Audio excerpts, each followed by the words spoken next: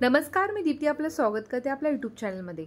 माता लक्ष्मीला प्रसन्न करण्यासाठी शास्त्रामध्ये काय उपाय सांगितले आहेत या विषयावरती आज आपण जाणून घेणार आहोत। तर माता लक्ष्मीला प्रसन्न करण्यासाठी शास्त्रात सांगितलेला सगळ्यात महत्त्वाचा उपाय म्हणजे शालिग्राम पूजा।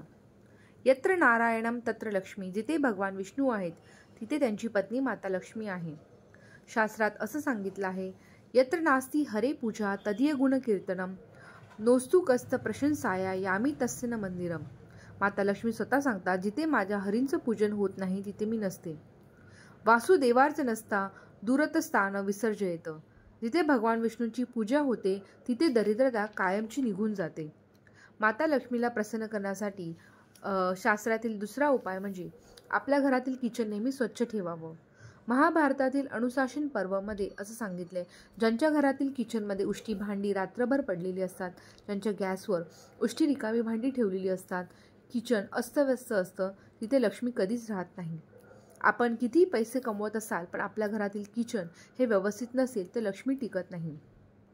माता लक्ष्मीला प्रसन्न करण्यासाठी शास्त्रात सांगितलेला तिसरा उपाय म्हणजे ज्यांच्या घरामध्ये दुर्गा सप्तशतीचं पाठ होतं किंवा सिंधकुंजिका स्तोत्राचं पाठ केलं जातं, तिथे जिथे देवीची नित्य पूजा केली जाते तिथे माता लक्ष्मी नेहमी वास करते। माता लक्ष्मीला प्रसन्न करण्यासाठी शास्त्रात सांगितलेला चौथा उपाय म्हणजे घरात कलह क्लेश करू नये। ज्यांच्या घरातील वातावरण चांगलं नसतं, ज्यांच्या घरात शिव्या दिल्या जातात, पती पत्नीमध्ये नेहमी भांडणं होत असतात, परिवारामध्ये मान सन्मान नसतो, अशा घरामध्ये लाखो कमवून सुद्धा पैसे राहत नाही। शास्त्रात सांगितलेला माता लक्ष्मीला प्रसन्न करण्यासाठी पाचवा उपाय म्हणजे घर अस्तव्यस्त होऊ न देणे।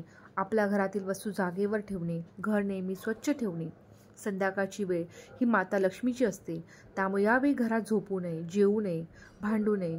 यावेळी घरामध्ये पूजापाठ करावं। संध्याकाळच्या वेळी घरात अंधार होऊ करू नये। तसेच तुळशीजवळ नेहमी दिवा लावावा।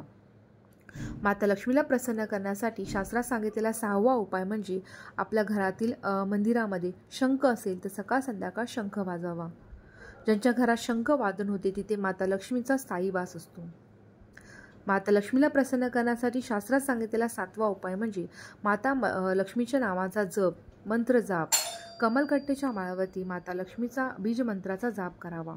तर मंत्र आहे, ओम ह्रीं श्रीं लक्ष्मी नमः, ओम श्रीं महालक्ष्मी नमः, ओम ह्रीं श्रीं क्लीं महालक्ष्मी नमः, ओम ह्रीं श्रीं क्लीं नमो महालक्ष्मी हरिप्रियाय स्वाहा।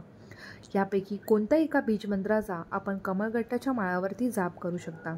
तसेच आपल्या घरामध्ये श्रीसुक्तमचं पाठ करावं, कणकधराचं स्तोत्र पाठ करावं। यामुळे देखील माता लक्ष्मी ही प्रसन्न होते। तर आजचा व्हिडिओ तुम्हाला कसा वाटला कमेंट सेक्शन नक्की कळवा। पुढच्या व्हिडिओमध्ये भेटूया एका नवीन विषयावरती। तोपर्यंत धन्यवाद।